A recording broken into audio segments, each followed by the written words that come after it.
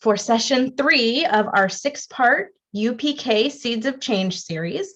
I'm Heather Snipes. I'm seeing lots of familiar names in the chat, and that's so excited. That's so exciting. I am a program specialist for supporting inclusive practices, and I am a Region 1 CPIN instructor. The Supporting Inclusive Practices project is funded by the California Department of Education, Special Education Division, and CPIN is funded by the California Department of Social Services. And we've partnered to bring this series to you on behalf of both of our teams who are here with you today. Thank you for being with us again. Before we get started, I want to go over some logistics just really quickly. This session will be recorded, and ASL and Spanish interpreters are available. Closed captioning is available as well, and you can access those options at the bottom of your Zoom screen. Please utilize the chat today. The conversations that have happened and have come out of our sessions so far have been so incredible, so meaningful, and we want to keep that momentum going. We'll be sharing your reflections from the chat and all the resources from this and every session on our Padlet, and we'll be sharing the link to that Padlet multiple times throughout this day.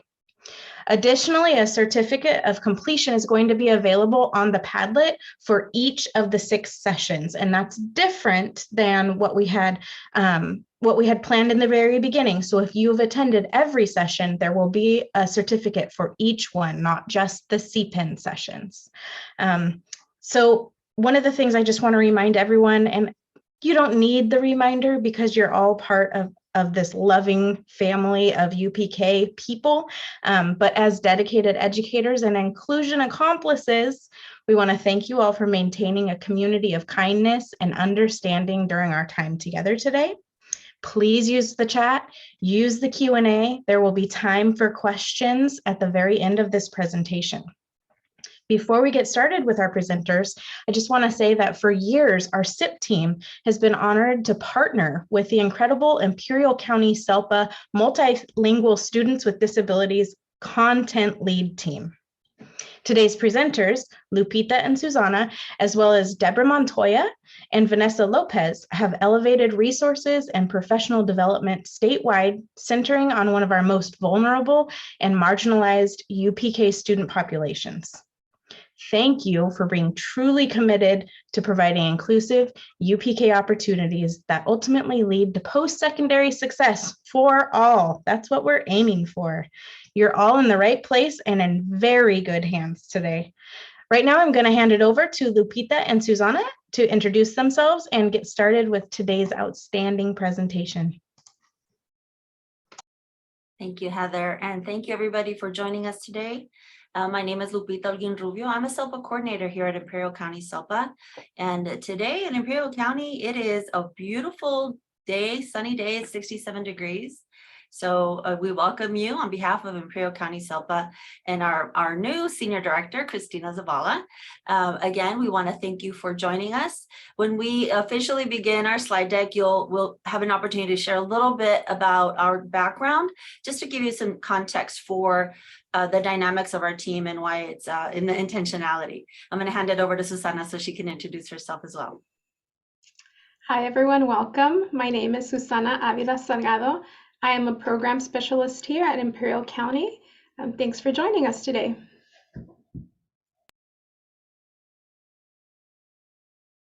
We're ready to screen share, Heather?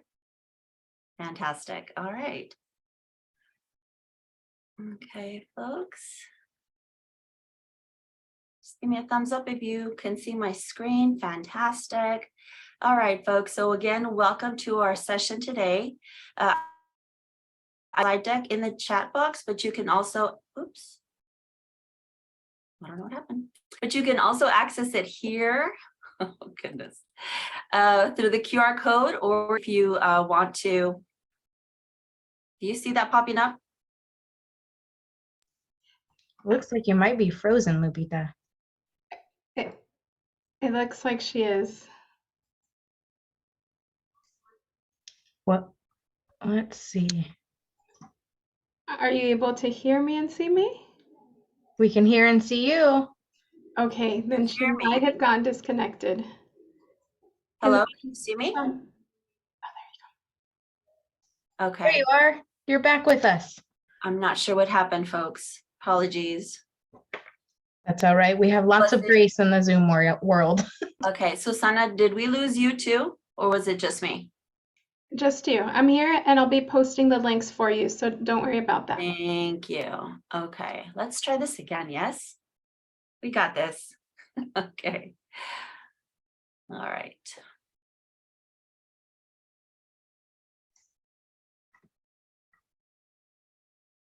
Can everybody see my screen? Yes. Fantastic. Okay, so you have access to our slide deck via the QR code. Susana dropped a link in the chat as well.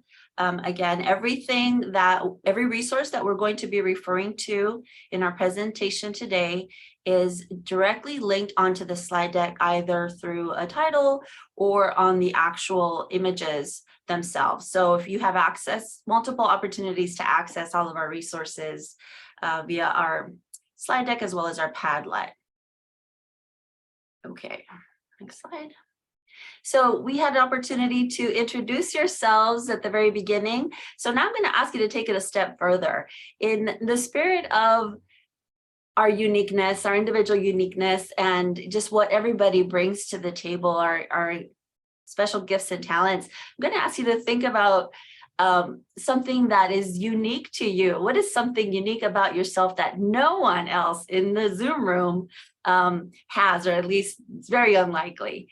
So go ahead and just take a moment to think about that, and just feel free to drop that in the chat. I've provided a language frame there for you. If you decide to use it, that's absolutely fine. And again, it's just to kind of acknowledge that we all bring an element of uniqueness to our work, to ourselves, to our community, to our social circles, to our partners in education. And that's value added to this work. So please think about that. And I'd love to see and hear what everybody is sharing as we go through our presentation. So as you do that, I would like to give you just a little bit of a background of who we are and what we bring to this work. So my primary focus in this work comes from the general education lens. And my focus in this grant work is through English learners and English learners through literacy, English learners through language acquisition, and providing support and training at the state, regional, and local level with the many resources that are afforded to us as practitioners, as leaders, as administrators of our programs, our districts, and our school sites, so that we can improve outcomes for English learners. And in this work, English learners with disabilities. The scope of my work runs from preschool all the way to 12th grade, although a big part of our work has been predominantly in the TK-12 setting. Today, we have the opportunity to work with SIP and CPEN and take our attention down to the preschool level. It is something that we are working on and further developing and supporting practitioners in this area. And so it's an honor to be here today. I'm going to hand it over to Susana to give a little bit of background of herself as well. Hi, is my camera on, Lupita? I can't see. Yeah. Yes, we can hear you. Okay. So my name again is Susana Avila Salgado. I am an early childhood special ed teacher, and I did that for about 10 to 15 years, 15 years here at the Imperial County Office of Education. And then I transitioned to program specialist in early intervention. So my experience has come solely from early childhood, birth to 6, and working with students with disabilities. And here in our county, where we're predominantly Spanish speaking, I've gotten to be able to implement a lot of the strategies we will be discussing later on today. Thank you, Susana. So again, it's important for you to understand the dynamic of our team and why Susana and I work together in support of this work. So as again stated earlier, my lens is from the general education field, and my background and training is predominantly in English learners, English language development, and English language literacy, pre-K through 12. And Susana's lens is very unique to supporting and providing interventions at the early childhood education level. So we're going to be sharing some resources with you today from a couple of documents that may be familiar to you. This resource here, the Preschool English Learner Guide, has been around for a little bit. I want us to take a moment to explore the core beliefs that can be found within this resource. Susana, do you mind dropping that link into the chat for folks to be able to access it? It just did. Thank you so much. So when you click on the link that Susana just dropped in the chat, it will take you directly to the page where the core beliefs can be found. I'm going to ask you to take a few moments to peruse through the core beliefs. Focus on perhaps on some language, perhaps the title or some words or phrases within each one of the core beliefs, and then select one that really speaks to you. And then think about why that particular core belief stood out for you in particular. So again, I'll give you just a couple of minutes to peruse through the core beliefs. Select one that really resonates with you, and then give an example of how might you have seen that in your current program or in your practice or in your office, whatever it is that your scope of work takes you. And as you do that, will be, I can't see the chat box, but if Susana, if you can help me by perhaps reading out loud some of the comments that folks are I dropping think in the some chat. people are having a hard time accessing the straight page link, but I did post both the direct page link and the link to the Pell Grant. So if you're able to open one or the other, if you go to page 12, that's where we're looking at the core beliefs. I just re-entered the individual page, and I'll re-enter the whole book as well. Thank you, Susana.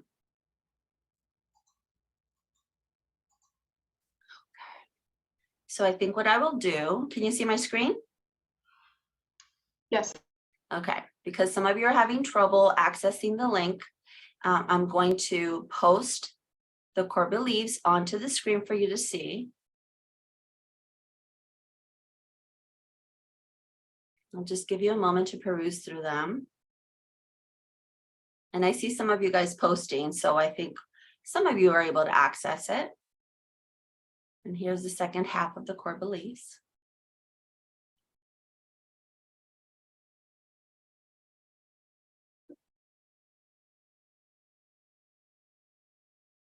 And I'm able to see your chats, your posts.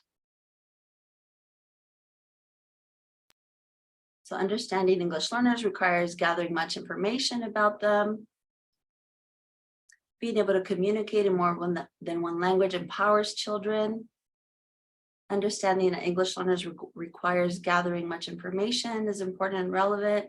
Language development and learning are shaped by children's experiences.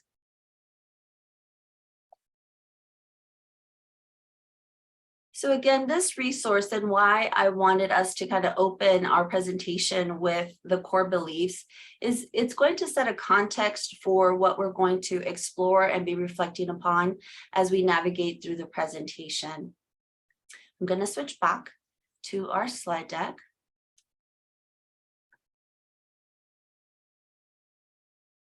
And please continue to drop in your thoughts and your reflections around the core beliefs.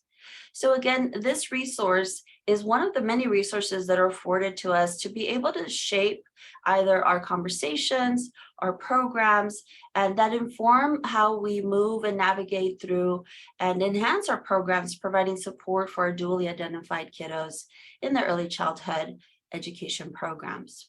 So we're going to start talking about the language acquisition phases within this age group. And so in order to begin thinking about what that looks like and why it's important for us to understand what that looks like and the different behaviors that children present during the time that they are acquiring a second language, it's important for us to understand by definition what a dual language learner is. And so this definition comes from the Preschool Learning Foundations, Volume 1.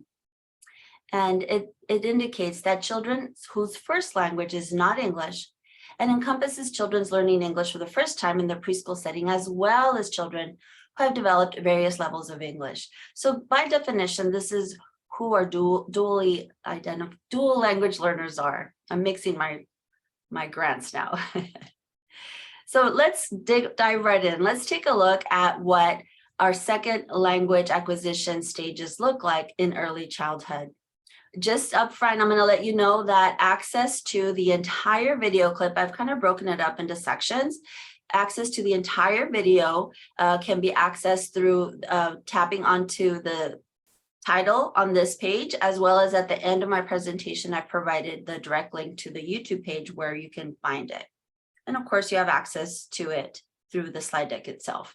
So let's dive right in. Let's take a look at the first language stage. So in this particular clip, folks, I want you to take note of predominantly what the child is doing, her behaviors, how she is trying to engage and how she is trying to make herself understood, and also how the teacher responds to her behaviors as she is exploring this new environment in this new language. And again, our focus is going to be, and our purpose for reviewing is going to be able to better understand together, have a context for what some of these behaviors look like and how might we be able to support them. So on this right side of the slide deck, I've just identified a few bullets for us to take into consideration as we are viewing the video clip. So take note of how the child uses her first language to try to communicate, how she discovers that others don't understand and how she manifests that in her behaviors, and also how she realizes that the environment is new. What are some of the things that she's doing and how does she navigate through this new environment? So we're going to let the video walk us through these three different areas to focus on.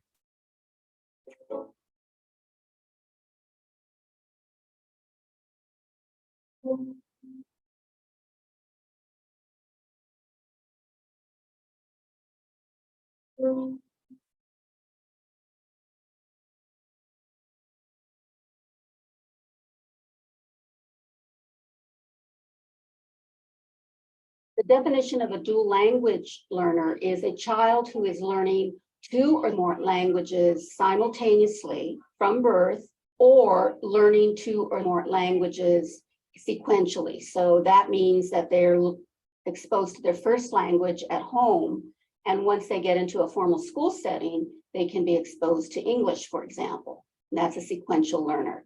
But we really do feel that the term dual language learner is a much more accurate description of the process that these children are going through, as opposed to just learning English, because they still are learning their home language at the same time.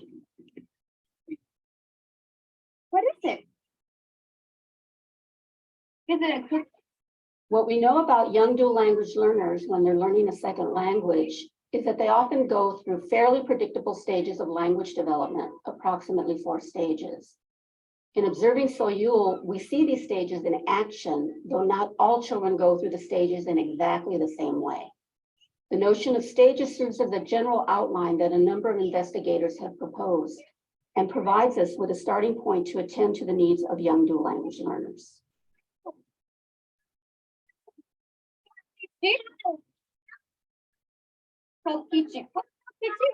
And the first stage is when the child is going to a childcare center, for example, only knows their primary language or their first language, uses their first language, and they find that it's not working very well because they're only going to communicate in the way that they know how to communicate, which is their home language.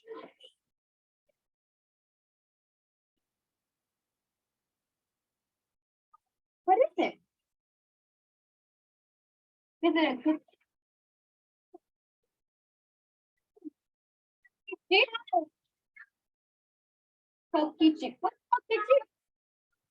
Is that structure? Is this structure? So in the case of Soyul, when she's working with the blocks, you can see that she is using some words, and the teacher interprets it as structure. And the teacher says, does that mean structure in Korean? And we're never quite sure if it does or if it doesn't. But Soyul keeps using the word, and of course the teacher tries to use the word as well. And Soyul is only using the language that she is familiar with. So that is very characteristic of that first stage of development.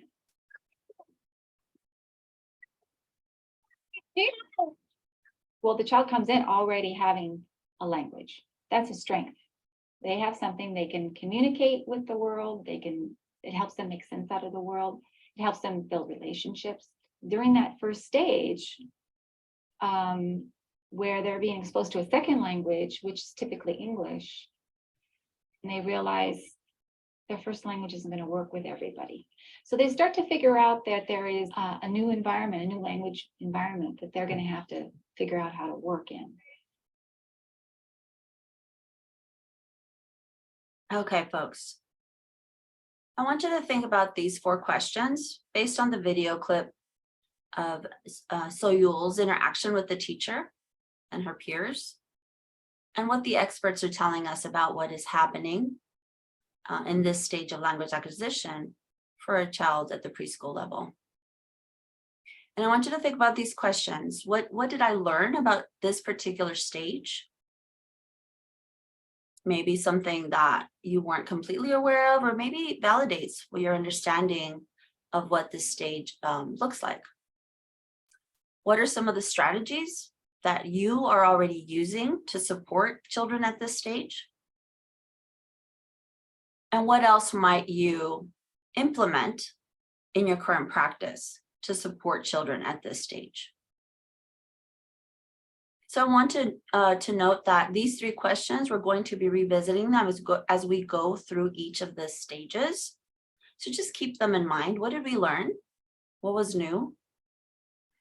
What are the strategies that I've seen via the video, or that remind me of things that I'm already doing? And what else might I do? What within the video clip triggered a thought, oh, I can try that. So go ahead and drop that in the chat as we navigate through each of the stages.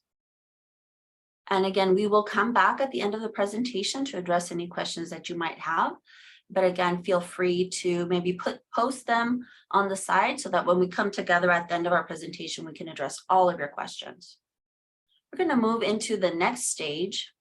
This stage is called the quiet or nonverbal stage.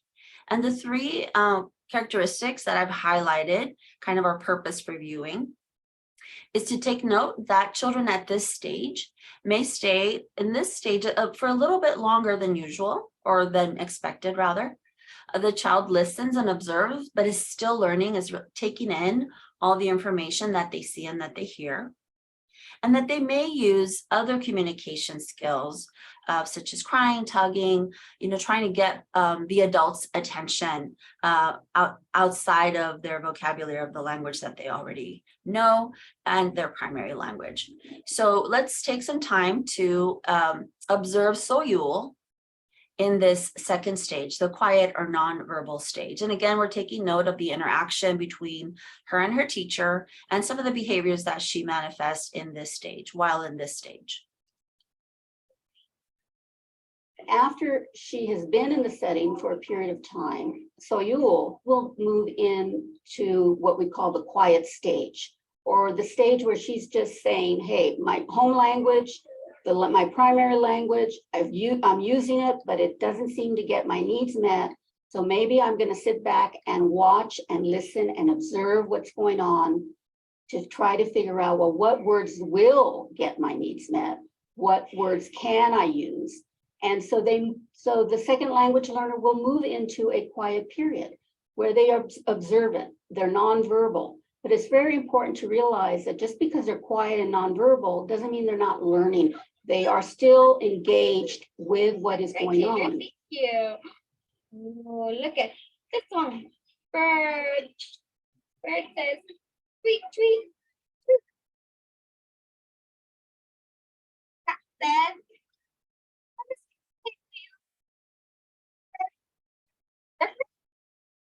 or says.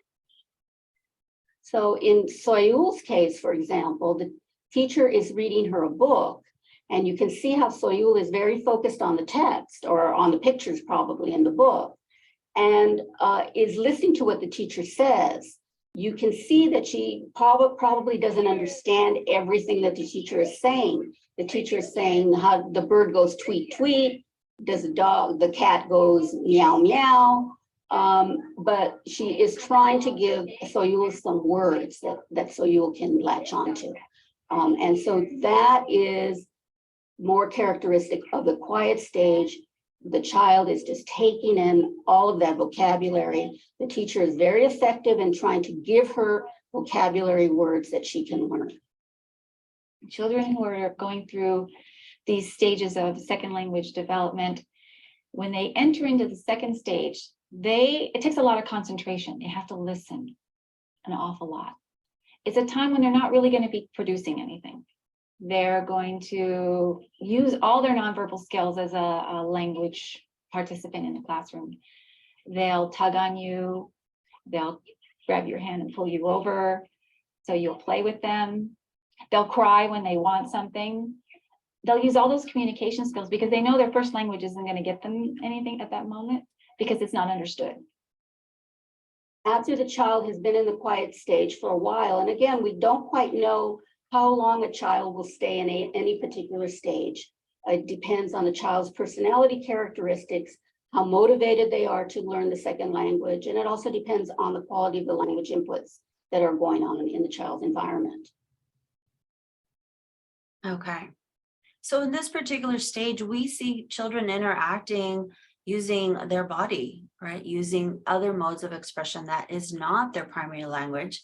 And like the researcher indicated, it's due to the fact that they've realized that their home language is not a way to be able to communicate it, or they are not making themselves, they're not able to engage in their primary language. So they realize that.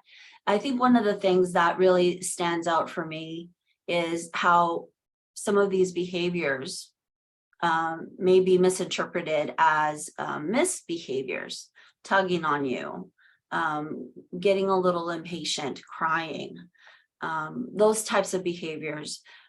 Again, it's important for us to recognize that as a result of this child realizing that their primary language is not working for them in expressing what they know and need, then they are resorting to other modes. And so again, just shining some light that this is a typical characteristic of a young child navigating through the language acquisition stages. So again, it's not an exhaustive list, but these are things that are important to bring to the forefront when we're thinking about how to address the child's need and what types of support and perhaps interventions may be necessary and appropriate as a result of us understanding that this is a typical characteristic of language acquisition as opposed to a need for a behavior support. So again, we have our 3 reflective questions to think about. What did we learn about dual language learners in this particular stage? What are some of the strategies that perhaps we recognize and or feel validated? You know, we're using some of these strategies that are in our programs. And then what else? What other things are you thinking about that may be good strategies or resources in support of dual language learners in this stage? And again, please continue to drop your thoughts in the chat. I see that Heather and Susana are manning the chat, and I appreciate your help doing so. So we're going to move into the 3rd stage. This stage is referred to as the telegraphic and formulaic speech stage. In this case, here are some of the typical characteristics. The child may stay in the stage for a little bit longer time. He or she will listen and observe, but is still learning again. And then also, oops, that looks like, my apologies for that. Those are not the right bullets. I will update it to make sure that it is accurate. We're going to move into the video clip while I fix that. And again, take note of some of the characteristics and behaviors that Soyul is engaging in now that she is moving into this 3rd stage of language acquisition. So after that particular stage, what we're calling the quiet stage, the child moves into the formulaic or the telegraphic stage. And this is a stage where the child has picked up a few words and will begin to do some word chunking, for example. So they'll say things like look it, they'll blend look it or wanna. And those words really help to draw attention to something or tell somebody, I need help, I want something. And so the child will begin to experiment with those words, start to practice it, go public with those words. And then when they have some success with it, then they will move on to the next stage. In Soyul's particular case, what you see is that she is using these one-word phrases, if you will. Can I have some chocolate? Hi. She is at the sand table and another child comes up to her, is talking to her, and she says, no, no. The child says something about chocolate milk. She says, no, no. And we're not quite sure if she's saying it's dirty or she's trying to use one-word phrases to communicate to her friend that she doesn't want what her friend is offering her. And so she's using these one-word phrases to get her message across and to get her needs met. You know, young children are notorious for picking up other people's words. So as they're hearing children in the sandbox say, give me that, it's mine, you can't have it, go away. Those are the phrases they're going to repeat. They get action happening. They'll also pick up the names of their favorite toys. One of the first words I often hear the children say is teacher, because it gets the adult to come over to them. So teacher is a very powerful word. I also want to point out the difference in affective tone that you see with Soyul from the quiet stage to the more the telegraphic stage, where she is able to produce. She is so happy. You can really see a difference in her facial expressions and in her whole demeanor.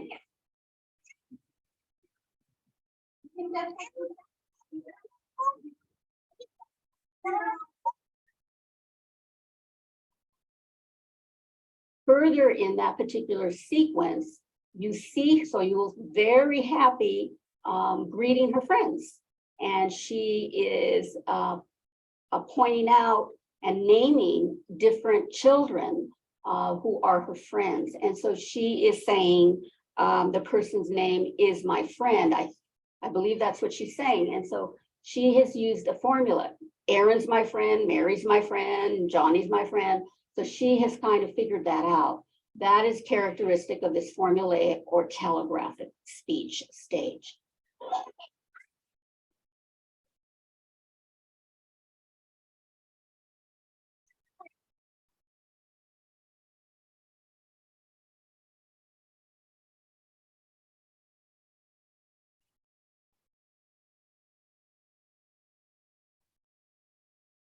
That's what's going on with the telegraphic and the formulaic speech, is they get these formulas, these rules about how you make sentences. I'm going to make a, I'm going to make the airplane, I'm going to make the sandcastle, I'm going to make the whatever. And you insert different words or nouns at the end of the sentence. And it's very characteristic. And so you start to see her doing that. And I don't know if sandcastle was a brand new word for her, but it's clear to me that she's trying to practice that word.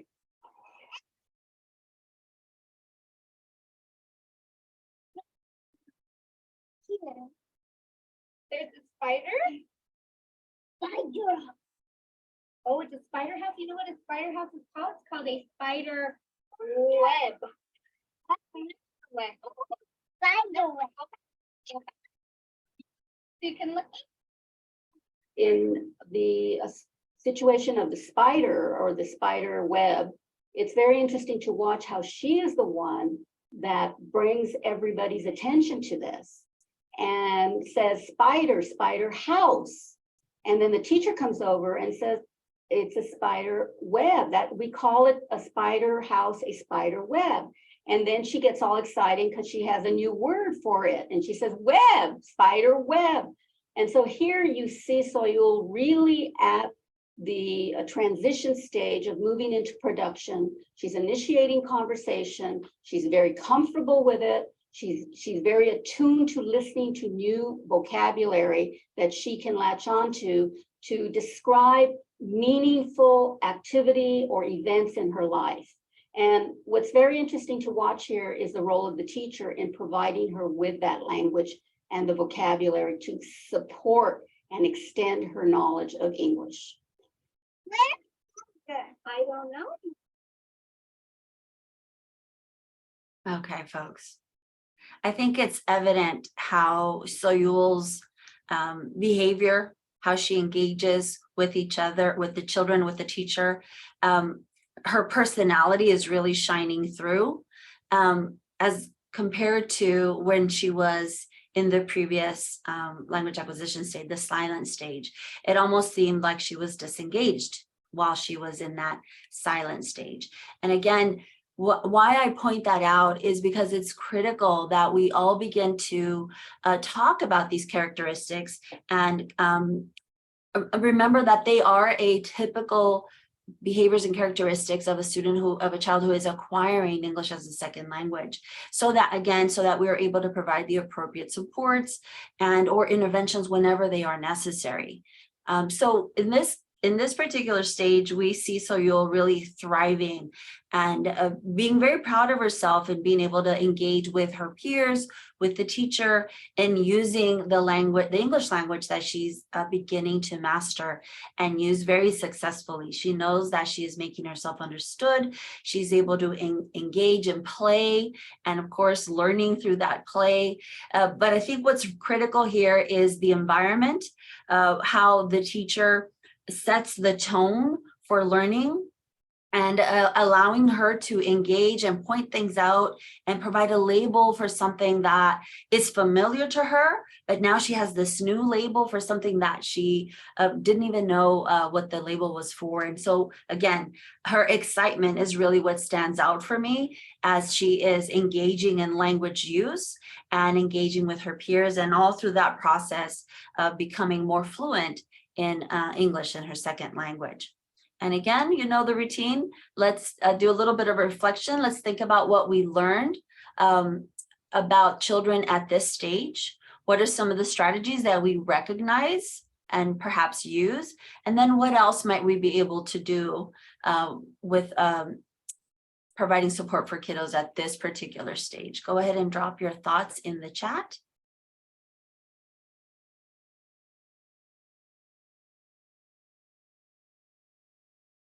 And thanks, Heather, for dropping those questions in the chat to help us jog our memory. We have one more stage to go through. And this is the fourth and final stage. We're going to see Soyul engage in the productive speech stage.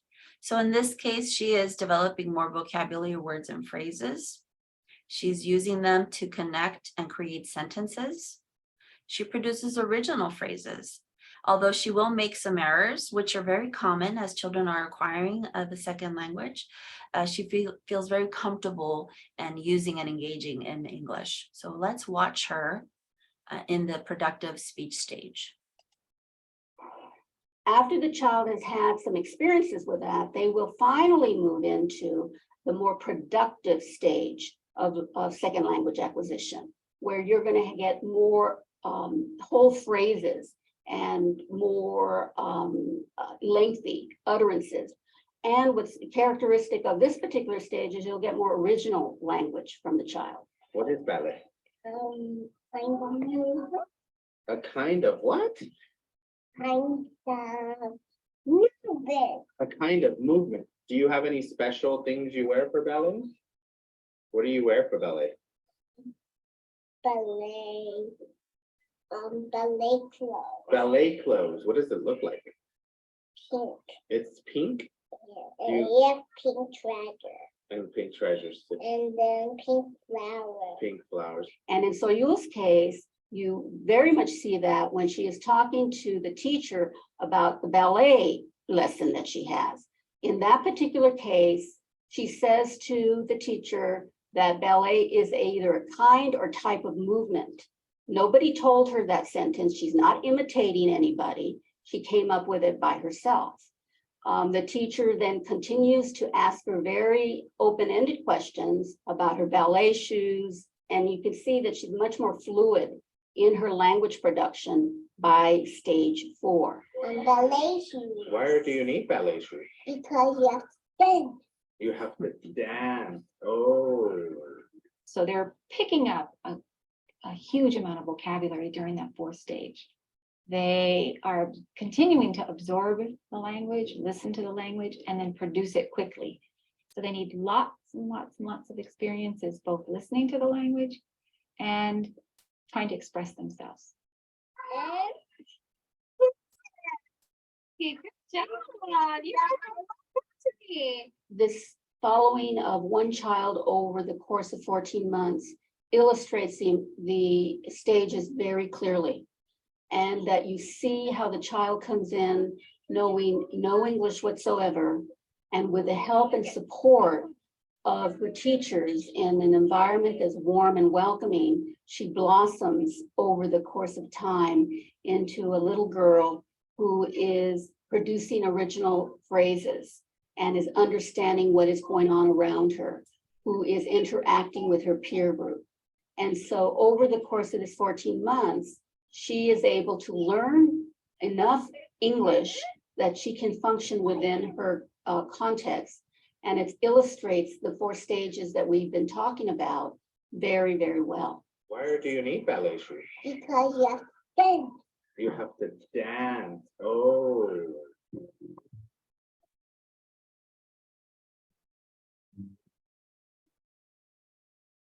Okay, one final reflection for kiddos at this stage.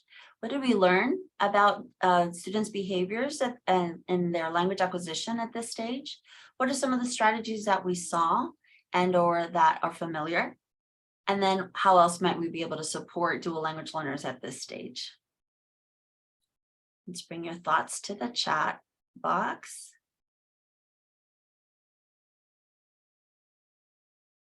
I'm going to come back to this slide in just a minute. What I think is really critical for us to take away from watching Soyul go from the 1st stage of language acquisition to the 4th stage of language acquisition, and we all will know that she will continue to further develop her English language skills in the process as she moves up the levels in preschool and onto elementary school. We want to acknowledge that she continues to learn in both languages, right? So there's a part of the video clip, and when you click on the link on this slide, you'll have the video clip in its entirety where her parents are interviewed. And so they very much continue to provide primary language support. They are all about, making sure that Soyul is able to communicate with her family members in Korean and understand the role of the school and the teachers in helping her acquire English. But she continues to learn in both languages. So what she is learning and engaging with her family at home, she's taking those concepts that she knows and understands and brings them with her in the school setting. And our role as teachers, as support providers in a preschool setting, are to be able to help children like Soyul navigate through their new environment by providing the appropriate supports that they need to be able to learn that new language in a welcoming, safe, respectful environment, so that she feels that this is how I learn, this is how we all learn, and knows that she's going to be supported through the process. I think my biggest takeaway from viewing this video clip is how happy she is and how proud of herself she is as she is learning how to engage with her peers, as she's learning new words and just learning this new environment. And we want to be able to continue to nurture that love for learning and the respect that we need to offer our children in the preschool setting and on into elementary school, in acknowledging that their primary language is truly an asset, and that learning English will just add to their repertoire of language skills that are going to really empower them to be able to learn and thrive as they progress through their years in education. I'm going to go back to this slide because these are reflective questions that we can either take to ourselves, right? Really think about what we know and understand about second language acquisition for kiddos at this stage in their lives, and also bring to our planning teams with colleagues or departments or your colleagues at your site, so that you're able to again learn together, understand together what these behaviors look like, and then be able to kind of enhance what you may already be doing, address maybe some areas that you weren't considering before, and introduce some strategies that are going to help provide what children at this age who are learning English a better opportunity for them to acquire English and again engage in their learning in a more respectful and meaningful way. So we have these questions again. You're able to find them and access them directly from this slide deck. But I do want you to give them some thought at this point. And I've highlighted some keywords here. So how can you provide opportunities for children in your class to practice their new language and use their home language? Because again, that is the language skill that they bring to the classroom. They bring their home language to the classroom. And as we saw Soyul in the first stage, she is using her first language to attempt to communicate. And the teacher's approach to that is very critical, right? Although I think it's safe to say that Soyul's teacher does not speak Korean, and she's just trying to meet her where she is, as opposed to ignoring or shunning or dissuading her from using her primary language, because those are all behaviors that for a young child can be seen as negative and not, disencourage her to use her primary language to communicate. Also, we want to make sure that we all are aware of the different levels and that how they manifest in children. The second stage, some of the characteristics involve children using their body, tugging on you, maybe crying out a little bit, or maybe just getting a little bit impatient. It's important for us to recognize that these are typical characteristics of a child who is learning and acquiring English as a second language at this age, and that it is a mode of communication, that their behavior is a mode of communication. And so we need to be able to recognize it and provide the appropriate support, so that again, so that their affective filter is brought down, and that we're able to calm them down and help them understand that we are there, that we hear them, that we're trying to support them, and just help them feel that they are in a safe place, and so that they can continue to try to communicate and then learn English in the process. And again, what other community resources are you aware of, or might you be thinking about after viewing these video clips, where you can access other language models?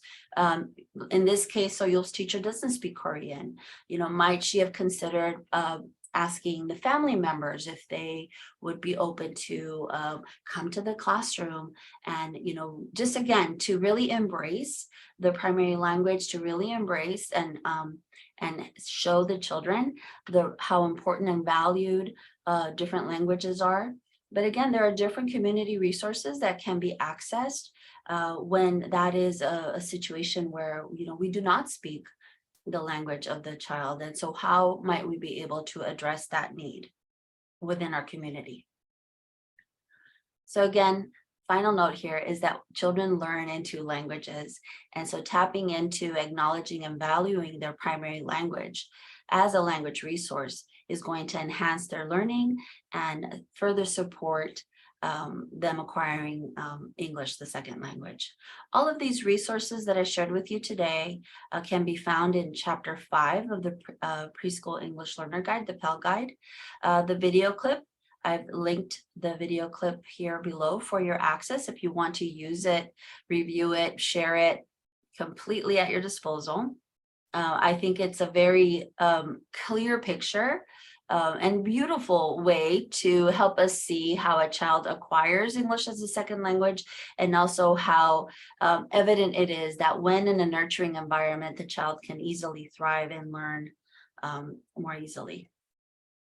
So I do want to highlight that in your next convening, I think it's next Wednesday, you will review chapter 7 of the Pell Guide, where you will go more in depth on identifying strategies for teaching children with disabilities who are also dual language learners. I just want to give a shout out to Olivia and her partner from CPEN Region 6, I believe, who will be walking you through more in depth on chapter 7, focusing on this topic. So you can take this information, your understanding of second language acquisition, bring it to chapter 7, and then we're gonna layer, they'll layer over this topic on our now background knowledge. So again, our focus moving forward is going to be the intersectionality between children who are manifesting characteristics of a possible disability and those who are already identified with a disability, and what dual language learners who are identified as students who are needing additional supports, what strategies, what might we be able to afford them? So I'm going to hand it over to Susana, who is going to walk us through some things to consider, some strategies based on the different levels that we walked together through. And she is also going to use additional resource from chapter 5. Susana, would you like me to continue to drive for you? Yes, please, if you don't mind. Okay, absolutely. Thank you.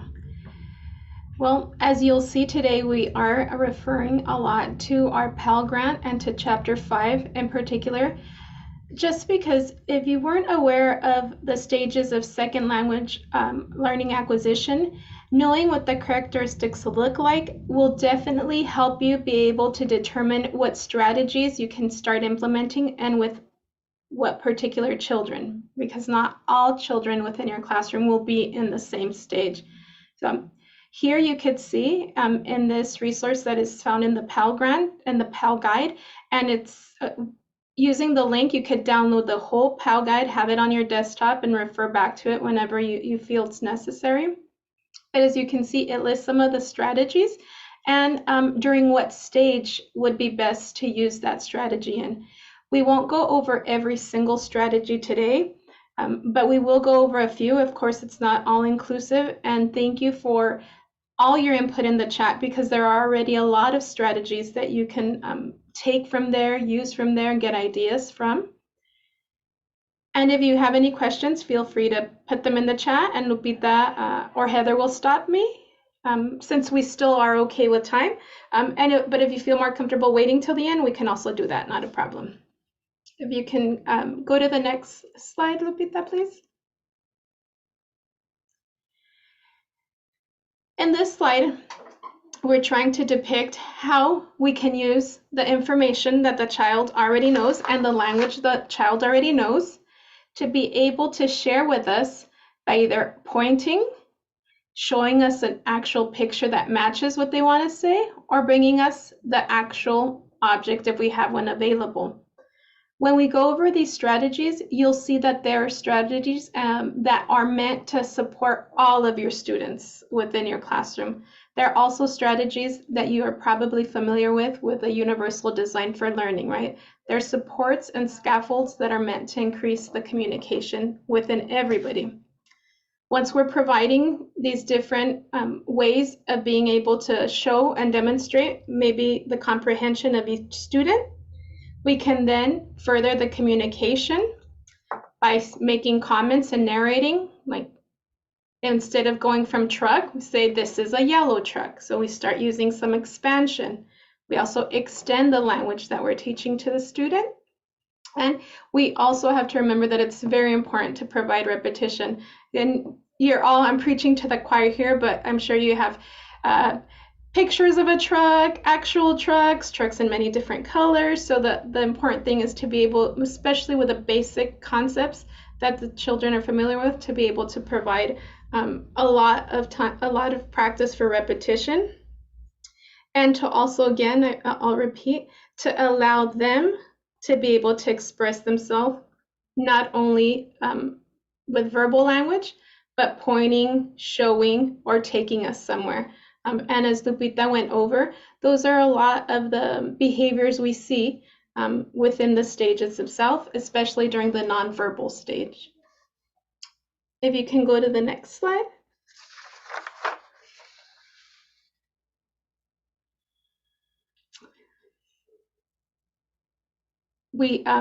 I definitely went crazy looking at all the chat comments today, and there was a lot of talk of how Sayul looked comfortable, how her demeanor changed as her language acquisition progressed, on how she blossomed, and a lot of this has to do with us being able to not only provide a physical safe environment, but an environment that feels threat-free to the children who are acquiring a second language, which means reminding them that it's okay to make mistakes, that you may not know the word, but you can point it, you can show it to me. We all value and respect each other, our language, reminding our classroom that we are all important. Everybody's language is equally important and valuable, and also providing a space for when we are having students experience some anxiety or some dysregulation just due to being frustrated with not being understood, feeling sad because they feel left out. Learning a second language helps students blossom because they're starting to become part of the whole. Other things that you can ensure when you're talking about the environment is to, when we're bringing new topics in, new themes in, maybe new books, for us to work on varying the level of how many novel items we're bringing in. We also want to make sure that we don't overwhelm our students by bringing in 20 new things at once and expecting them to learn how to be able to communicate about that topic or how to use those vocabulary words immediately. When we're thinking about our classroom, we also need to be cautious about we do want to label everything and label everything in the classroom language, the first language, and also in the second language. But then sometimes there's classrooms where every little single thing may be labeled and it's just overwhelming for the student. So we need to just be cautious of that. Next slide, please.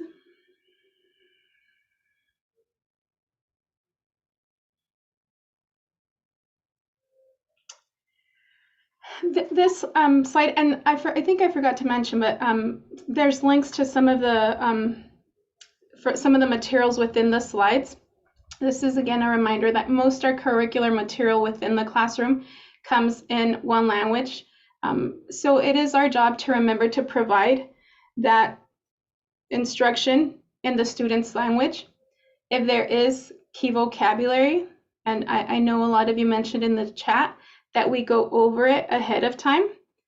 We need to make sure we're providing the information both in the dominant language of the classroom and in the language which students may be learning. If we don't have any actual visual pictures, there are a lot of apps that we could use. There are a lot of images that we could use. We can use videos, and if what the videos we're using, maybe the images we're using, we're looking at the student and we're still reading their nonverbal cues, and they appear to be a little confused, we can just try to make sure that we are simplifying our language, kind of fine-tuning what we're saying to make sure that the student is understanding. So in preschool, we're phenomenal for shortening down on our language. The same when we're talking about the second language acquisition, right?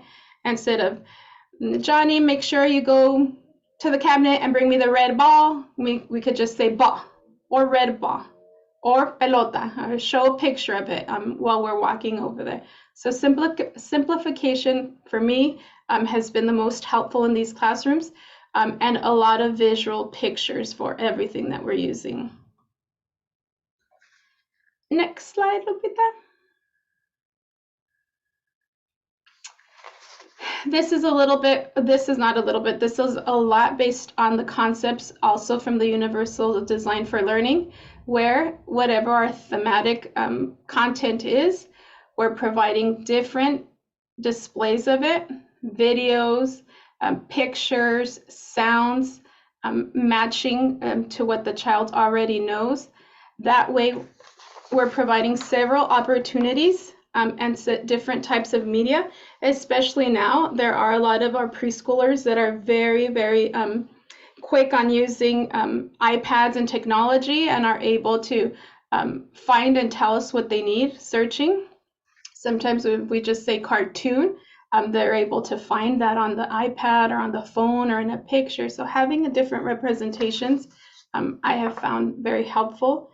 A lot of times, depending on the theme too, something like butterflies, we make sure we bring in manipulatives, that we're able to have something physical that the students can put together.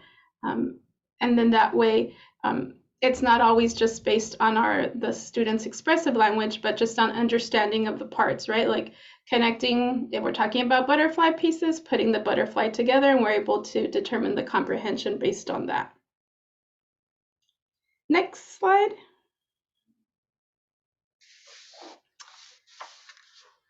This again, I use a lot of the UDL strategies when we're talking about English language learners, and I saw a lot of mention of songs in the chat. Yes, a lot of songs, a lot of manipulatives, a lot of 3D models, a lot of short videos. They are preschoolers and we are trying to stay away from as much screen time as possible, but there are videos that are 3 minutes, 4-minute videos of songs. There's 3D models that we can also make. There's a lot of things that we can work on that will help the students, again, pick up the vocabulary, ensure that there's some comprehension, and whether they're whatever stage they're in, when we're providing the multiple access to participating, then we know that where they're picking up on the language and trying to, right away we start seeing the pointing and the imitating. I feel I went super fast because that's it. Yes, I see, I'm looking at the chat and I see the felt boards, a lot of flannel boards, a lot of stories with the actual not pictures, but the actual puppets or of everything. I really, as Lupita and I were collaborating, I really kept telling her that a lot of the things that are going on in preschool are very supportive of students acquiring a second language, because there is already a lot of visuals, a lot of gestures, a lot of pointing, and a very welcoming climate and environment for the students.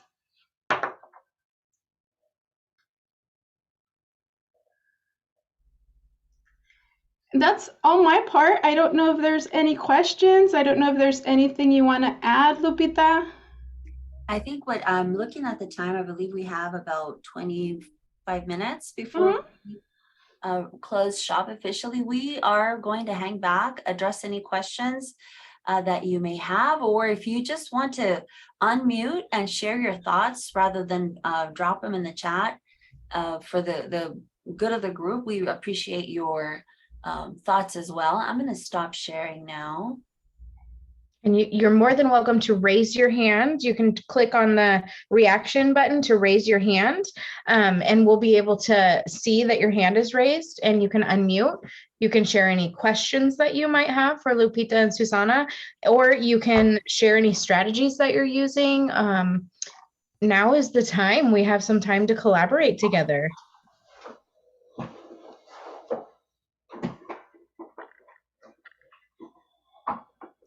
As we give everyone kind of a couple of minutes to think about anything that they might want to share, I also made sure to put the link for Universal Design for Learning guidelines in the chat, because we talk about it so much.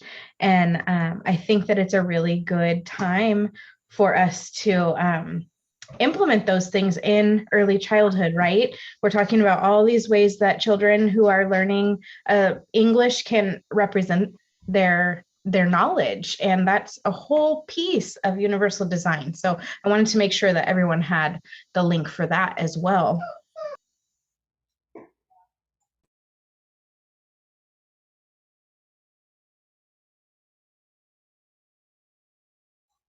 Lupita, you're muted.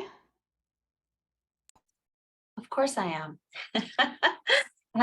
It's important for us again to, as a group, as a team, understand what are some typical behaviors of second language acquisition for the littles, like I lovingly call them the littles, so that we're able to discern when it may become an issue of a disability, because children are acquiring English as a second language, particularly when they're in that silent stage. That, and in some cases, you know, I'm kind of going back in time, you know, when engaging with young children who are learning English, they have kind of this glazed look about them where they're trying to make sense of their environment. And so when it clearly doesn't make sense, they can't interact, they can't engage. Sometimes it's processing, and you can tell the difference when a child is processing the information. There's that pause and that look of just really those little gears churning and trying to make sense of what's happening and how it will be communicated, as opposed to, I'm afraid, I don't feel safe, I'm just gonna shut down.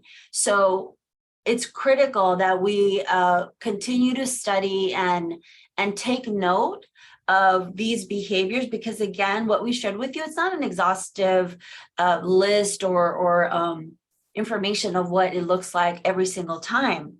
When a child truly has a disability, some of these characteristics are going to mesh, and it's important for us to be able to know well enough what language acquisition looks like, so that when we start seeing an outlier behavior, we're able to again bring that to the table and talk about, okay, what else can we try? What other strategies can we try, knowing full well that the child is in this stage, but there's some other things that I'm seeing that just kind of don't match. Again, our friends from CPEN Region 6 are going to take a deeper dive on this topic. But again, setting the stage and understanding second language acquisition for our littles is important. Understanding what are some of those strategies that are going to support children at each one of these stages, always keeping in the forefront opportunities to reach out to community, reach out to other colleagues, think about what else could we use to support this child who may not be progressing through language acquisition the way that we are hoping and planning that he or she is doing. So these are things that I think are really important, because the last thing we want to do is set a child on a trajectory with programs or services that really are not what the child needs, where truly what the child needs are more intensive language supports.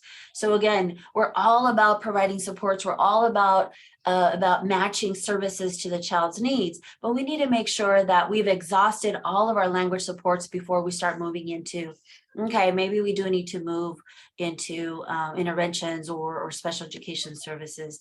And I know Susana works very closely. This is really her bread and butter. So I don't know if you want to add anything to that, Susana. I was just going to address a few of the comments in the chat, and I do see a question about how we can involve peers within the classroom who don't speak with others. And I really hate to sound repetitive, but we go back to practices that we're already using within our setting, like peer.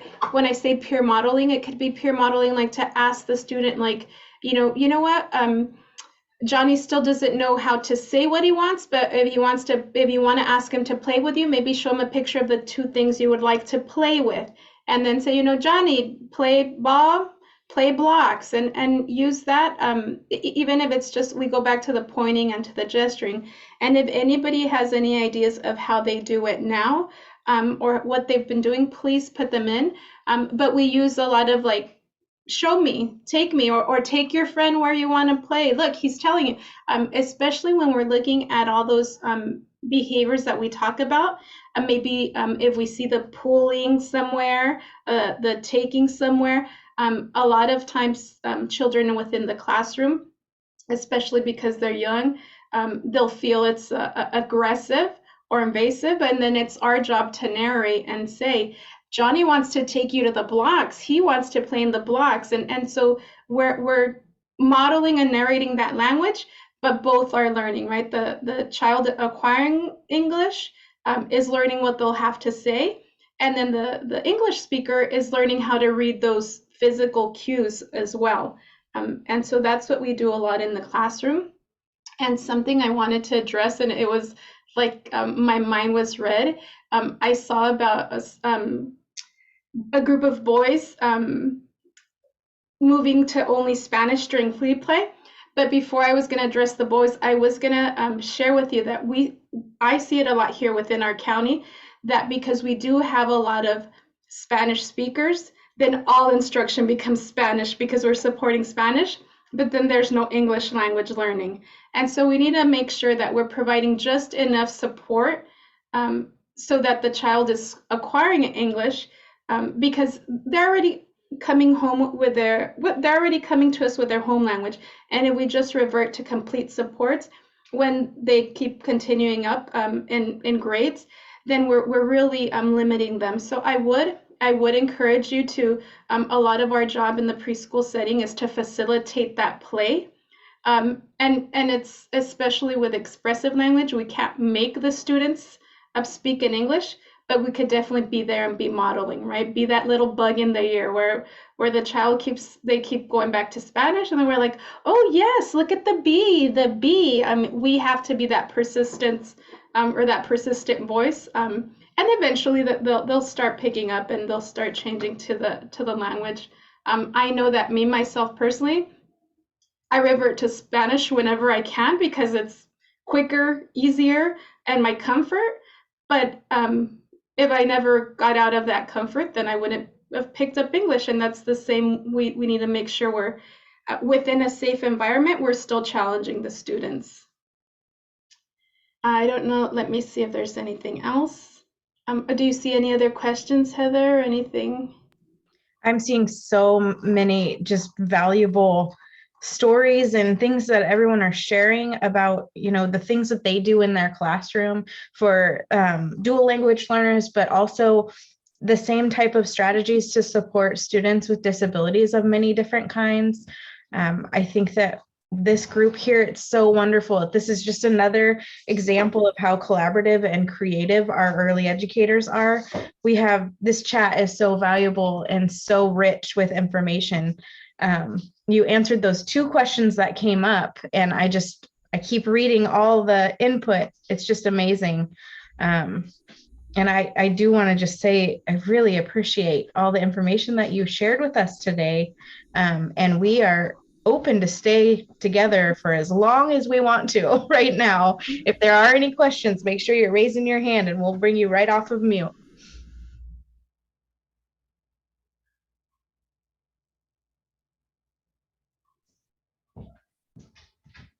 Lots of comments about peer modeling and using peers. And that's come up in another one of our sessions as well, is just how valuable it is to use peer supports when we're working with kids of any kind, of any ability, of any language. If we can really support their interactions with each other, they're going to learn those social skills that are going to be so valuable once it's time to be involved in the more rigorous academics. Mm-hmm. Absolutely. Peer modeling and being intentional about providing and setting up opportunities for students to be a peer model. I really appreciated Susana's comment about her being that voice, that language model for all the children, right? So that the child who is learning English has that new label, and the child who we've identified to be a potential model sees from the teacher how to engage, how to help with language, right? So we really do need to be intentional. And part of being intentional is understanding who our kiddos are, where they are in those stages, and provide opportunities with the appropriate strategies and supports, because the peers, the children's peers, they are each other's Mhm. most valuable scaffold, right? However, because they're so young and because they are all learning and engaging in their primary language, whether it's English or another language besides English, they really need to lean on the adults to be the language model. So being intentional really is what I want us to remember as we move forward, providing supports and strategies for dual language learners. And I appreciate a lot of the comments that touched to the fact that when we feel we're modifying, adapting to meet one child's need, we really are hitting the bigger picture, right? Everything we're doing is for the majority of the students. And every now and then, visuals are supportive of for all students in your class, routines. But for that child that's learning a second language, even more beneficial, right? But there are things that we're doing for everyone. I know I'm preaching to the choir and we're all about inclusion, but I forget the lady's name. You'll tell me, Lupita, I only remember her last name, Moore. Shelley, Is it Shelley, right? Have Shelley you Moore. seen her video? Her video about teaching is like bowling. How we need to make sure we're throwing our ball to hit our bowling ball to hit the most pins we can, not just like the outlying ones. And the same with all our strategies within preschool. Everything we're modifying, adapting, and scaffolding for one student will benefit the whole classroom. I'm seeing quite a few questions and comments about the Padlet. Would it be okay with the two of you if I take a little time right now to share the Padlet and kind of walk us through it, since we do have that time? Of course. Fantastic, thank you. Okay, where are we? Right here. All right, can I get a thumbs up if we can see the Padlet? Great. So you can see here that it's divided by column by session. And the video that Susana just mentioned is right here at the bottom of our last session column, right here, that 7-10 split. But what I do want to draw your attention to is session 3 right here. Here's our column. The slides are here. We'll make sure that we have our recording from this afternoon here. We have the Imperial County website, the grant website, so you can learn more about Imperial County here. And then we have all the options for the Pell Guide with page numbers, preschool learning foundations that go along with the Pell Guide. And here's that video that we saw earlier today. So we've got all of those things there. And if any other resources come up and we feel like they would be valuable to share with you, we're going to put them right here. This is a living and changing resource. So we'll make sure that if there are any needs to add anything, that'll happen throughout the series and even beyond the series. So I just dropped that link to the Padlet one more time. I'm going to go ahead and stop sharing my screen for just a second to check the chat. And yes, we are going to have certificates added to that column number 3 for this specific session right after we're finished here together. So you make sure you can access those certificates that way as well. Let's see. Laura, you're asking, do we have a session key? Can you explain a little bit more about what that would be? Fantastic.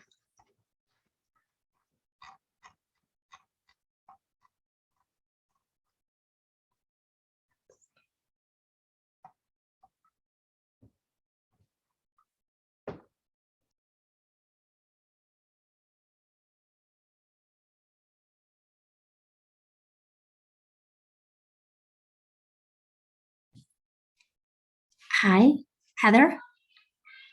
I was looking for you. Thank you so much. Oh my goodness, thank you so very much. Hi, everyone. First of all, I want to say thank you so very much for all the resources. They're going to be a lifesaver. And refer to the key. So my district posts all these sessions, and they're requesting a session key per training, like a completion. I don't know. I don't know if you guys have that. Otherwise, I can just let them know that you guys don't have that and you just have like the certificate of completion per session. Would that be sufficient? It should be. I don't want to speak for your program because I'm not positive. But the recording will be posted from today, and the certificate that goes along with the session will be posted today. So hopefully that's what you need. And if it's not exactly what you need, you can always email us at our SIP inclusion website, and we can try and figure out how to help you. Fantastic. Thank you so very much. I appreciate that. And again, thank you so much for everything and all the resources.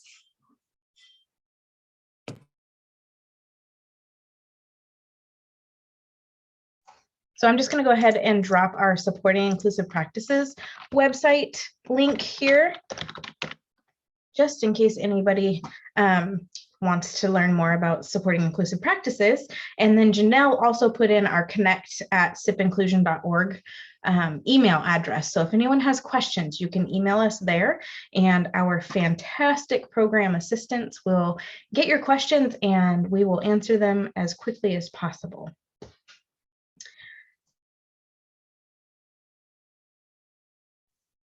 All right, well, I'm thinking that we're kind of coming to the end here. It looks like we've answered our questions. Keep them coming if you need to, but I also would like to go ahead and share with you the information for our next session coming up. And I see Cynthia is one of our trainers for our next session. So that's exciting. But let me share the information really quickly so you can see what's coming up next week. All right, so here we go. Next week, we have our session, the Preschool English Learner's Guide, Chapter 7.